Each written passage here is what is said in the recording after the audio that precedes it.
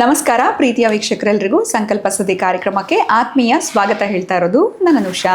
ಮೊದಲನೇ ಬಾರಿ ನಮ್ಮ ಚಾನಲ್ ವೀಕ್ಷಿಸ್ತಿದ್ದೀರಾ ಅಂದರೆ ಈಗಲೇ ಚಾನಲ್ನ ಸಬ್ಸ್ಕ್ರೈಬ್ ಮಾಡಿ, ನಮ್ಮ ವಿಡಿಯೋಸ್ನ ಲೈಕ್ ಮಾಡಿ.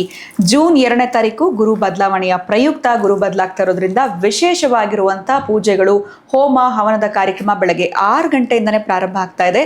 ಪ್ರತಿಯೊಬ್ಬರು ಕೂಡ ಇದರಲ್ಲಿ ಪಾಲ್ಗೊಳ್ಳೋದಕ್ಕೆ ಅವಕಾಶ ಇರುತ್ತೆ. ಮಹಾಗಣಪತಿ ಹೋಮ, ಮಹಾ ಸುದರ್ಶನ ಹೋಮ, ಲಕ್ಷ್ಮೀ ನರಸಿಂಹ ಹೋಮ, ಶಾಂತಿ ಹೋಮದ ಕಾರ್ಯಕ್ರಮ, ಕಲ್ಯಾಣೋತ್ಸವ, ಇನ್ನು ಮದುವೆ ಮಾಡ್ಕೊಳ್ಬೇಕು ಅನ್ನೋರ್ಗೂ ಕೂಡ ಅವಕಾಶ ಇರುತ್ತೆ. ಇದೆಲ್ಲದ್ರ ಬಗ್ಗೆ ನಿಮಗೆ ಹೆಚ್ಚಿನ ಮಾಹಿತಿ ಬೇಕು, ಪೂಜೆಯಲ್ಲಿ ನೀವು ಕೂಡ ಪಾಲ್ಗೊಳ್ಬೇಕು ಅಂದರೆ ಸ್ಕ್ರೀನ್ ಮೇಲೆ ಸಂಖ್ಯೆಗಳು ಬರ್ತಾ ಇದೆ, ನೇರವಾಗಿ ಕರೆಗಳನ್ನ ಮಾಡಬಹುದು. ಇನ್ನು ಕಾರ್ಯಕ್ರಮದಲ್ಲಿ ನಮ್ಮ ಜೊತೆಲಿದ್ದಾರೆ ಸ್ಪಿರಿಚುವಲ್ ಗುರು ಡಾಕ್ಟರ್ ವಿಷ್ಣುದತ್ತ ಗುರುಜಿಯವರು. ಬನ್ನಿ ಗುರುಗಳನ್ನ ಕಾರ್ಯಕ್ರಮಕ್ಕೆ ಬರಮಾಡ್ಕೊಳ್ಳೋಣ. ನಮಸ್ತೆ ಗುರುಗಳೇ, ಕಾರ್ಯಕ್ರಮಕ್ಕೆ ಆತ್ಮೀಯ ಸ್ವಾಗತ. ಗುರುಗಳೇ, ಈ ಒಂದು ಗುರು ಬದಲಾವಣೆಯಿಂದ ರಾಶಿ ಫಲಗಳ ಬಗ್ಗೆ ನಮಗೆ ತಿಳಿಸ್ಕೊಡ್ತಾ ಬಂದಿದ್ದೀರಾ. ಇನ್ನು ಮುಂದಿನ ರಾಶಿ ಬರುವಂಥದ್ದು ಮಕರ ರಾಶಿ. ಮಕರ ರಾಶಿಯವರಿಗೆ ಯಾವ ರೀತಿ ಇದೆ ಗುರು ಬದಲಾವಣೆಯಿಂದ? ಓಂ ವಿಶ್ವಸ್ಮೈ ನಮಃ. ಪ್ರೀತಿಯ ಬಂಧುಗಳೇ, ಗುರುಬಲ ಅತ್ಯಂತ ಫಲವನ್ನು ಕೊಡುವಂಥದ್ದು ಈ ಒಂದು ಮಕರ ರಾಶಿಯವರೆಗೆ. ಕಾರಣ ಏನು ಅಂತಂದರೆ, ಸಪ್ತಮಕ್ಕೆ ಗುರು ಬರೋದರ ಜೊತೆಗೆ ಇವರು ಪರಾಕ್ರಮಶಾಲಿಗಳು. ಅಂದರೆ ಪರಾಕ್ರಮಶಾಲಿಗಳು ಅಂತಂದರೆ ಪರಾಕ್ರಮ ಸ್ಥಾನದಲ್ಲಿ ಶನಿ ಇರೋದರಿಂದ, ಅಂದರೆ ಈ ರಾಶ್ಯಾಧಿಪತಿ 3ನೇ ಮನೆಯಲ್ಲಿ ಇರೋದರಿಂದ, ಪರಾಕ್ರಮ ಸ್ಥಾನದಲ್ಲಿ ಇರೋದರಿಂದ ವಿತ್ ಗುರುಬಲವು ಆಡೋದ್ರಿಂದ ಇವರು ಒಂದು ರೀತಿ ಡಬಲ್ ಸ್ಟಾರ್ ಅಂತಹದ್ದನ್ನು ಪಡೆದುಕೊಳ್ಳುತ್ತಾರೆ. ಅಂದರೆ ಇವರು ಸ್ವಲ್ಪ ಜನರನ್ನು ಹಲ್ಲಗಳೆಯುವಂಥದ್ದು, ಜೊತೆಗೆ ಜಲಸ್ ಫೀಲ್ ಆಗುವಂಥದ್ದು, ಅಸೂಯೆ ಪಡುವಂಥದ್ದನ್ನು ಮೊದಲು ತೆಗೆದರೆ ಬಹುಶಃ ನಿಮ್ಮಷ್ಟು ಅದ್ಭುತವಾಗಿರತಕ್ಕಂತಹ ವ್ಯಕ್ತಿಗಳಿರಲ್ಲ. ಈ ಒಂದು ಮಕರ ರಾಶಿಯವರು ಮೊದಲಿಗೆ ನಿಮ್ಮಲ್ಲಿರ್ತಕ್ಕಂಥ ಹುಂಬತನವನ್ನು ಪ್ರದರ್ಶನ ಮಾಡುವುದರ ಜೊತೆಗೆ ಯಾವುದೇ ಕಾರಣಕ್ಕೆ ಅಸೂಯೆ ಪಡಬಾರದು. ಅದು ನಿಮಗೆ ರಿವರ್ಸ್ ಆಗುತ್ತೆ. ಒಂದು ಗೋಡೆಗೆ ಬಾಲ್ ಹಾಕದೆ ಹೆಂಗೆ ವಾಪಸ್ ಬರುತ್ತೋ ಅದು ನಿಮಗೆ ಹೆಚ್ಚಿಗೆ ನಷ್ಟವಾಗುವ ಸಾಧ್ಯತೆ ಇರುತ್ತೆ. ಈ ಜೂನ್ 2ರಿಂದ ಗುರುಬಲ ಪ್ರಾರಂಭ. ಹಣಕಾಸಿನ ವಿಚಾರದಲ್ಲಿ ಪ್ರಗತಿಯನ್ನು ಕಂಡೇ ಕಾಣ್ತೀರಿ, ಬರೆದಿಟ್ಕೊಳ್ಳಿ.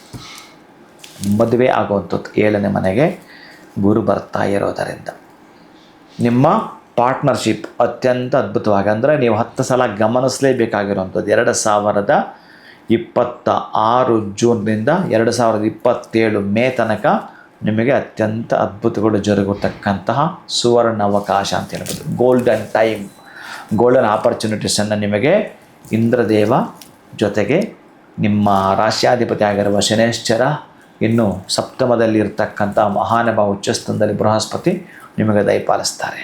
ಯಾವಾಗಲೂ ನಿಮಗೆ ತೆರೆದ ಬಾಗಿಲು. ಹಾಗಾಗಿ ಅಂತಹ ತೆರೆದ ಬಾಗಿಲಿದ್ದಾಗ ನೀವು ಮಕಾಡೆ ಮಲಗಿದರೆ ಪ್ರಯೋಜನವಿಲ್ಲ.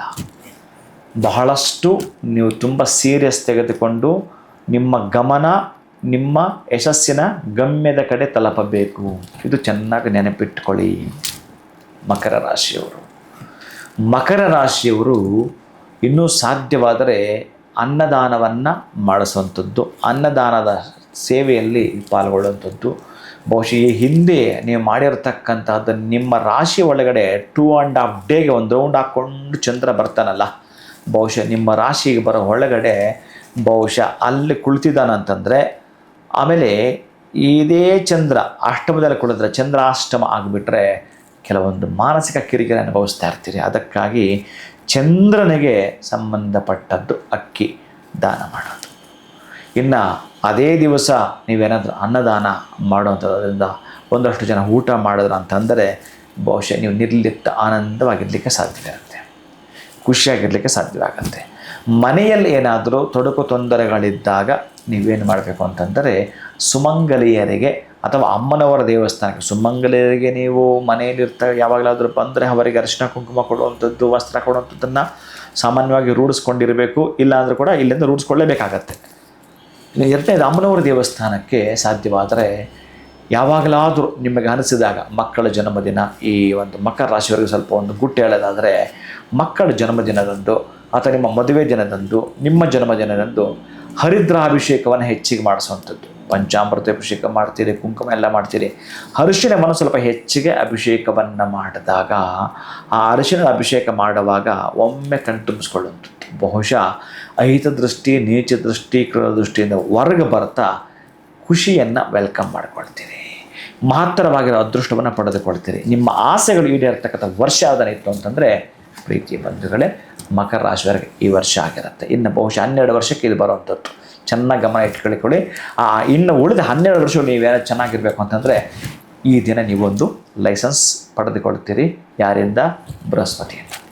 ಖಂಡಿತ ಗುರುಗಳೇ. ಸೊ ಏನಾದರೂ ಕನಸುಗಳು ಆಸೆಗಳಿತ್ತು ಇದಾಗಲೇಬೇಕು ಅಂತಂದರೆ ಬಹುಶಃ ಈ ವರ್ಷ ಅವ್ರು ಪ್ರಯತ್ನ ಮಾಡಿದ್ರೆ ಅದು ಸಕ್ಸಸ್ ಆಗುತ್ತೆ ಅಂತ ನಾನು ಭಾವಿಸ್ತೀನಿ. ಜೊತೆಗೆ ವಿಶೇಷವಾಗಿ ಅನ್ನದಾನ ಮಾಡುವಂಥದ್ದು ಕೂಡ ಬಹಳ ಸೂಕ್ತ ಮಕರ ರಾಶಿಯವರಿಗೆ ಅಂತ ತಿಳಿಸ್ಕೊಟ್ಟಿದ್ದೀರಾ. ಧನ್ಯವಾದಗಳು ತಮಗೆ. ನಮಸ್ಕಾರ. ಹರೇ ಶ್ರೀನಿವಾಸ. ಸೊ ನಿಮ್ಮದು ಮಕರ ರಾಶಿ ಆಗಿತ್ತು ಅಂತಂದರೆ ಜೂನ್ 2ರಿಂದ ನಿಮಗೆ ಮೇ ತನಕ ತುಂಬಾ ಅದ್ಭುತವಾಗಿರುವಂಥ ಸಮಯ ಆಗಿರುತ್ತೆ. ವಿಶೇಷವಾಗಿ ಅನ್ನದಾನ ಮಾಡುವಂಥದ್ದು ಬಹಳ ಸೂಕ್ತ. ಏನಾದರೂ ಆಸೆ ಕನಸುಗಳಿತ್ತು ಅವೆಲ್ಲವೂ ಕೂಡ ನೆರವೇರಬೇಕು ಅಂತಂದರೆ ಈ ಒಂದು ವರ್ಷವನ್ನು ನೀವು ಬಳಸ್ಕೊಳ್ಳಿ. ಯಾಕಂದರೆ ಮತ್ತೆ 12 ವರ್ಷಕ್ಕೊಮ್ಮೆ ನಿಮಗೆ ಈ ರೀತಿಯಾಗಿರುವಂಥ ಸೂಪರ್ ಟೈಮ್ ಬರುವಂಥದ್ದು ಅನ್ನೋದ್ರ ಬಗ್ಗೆ ಗುರುಗಳು ತಿಳಿಸಿದ್ದಾರೆ. ಇವತ್ತಿನ ವಿಡಿಯೋನ ಮುಗಿಸುವಂತಹ ಸಮಯ ಆಗಿದೆ. ನಮಸ್ಕಾರ.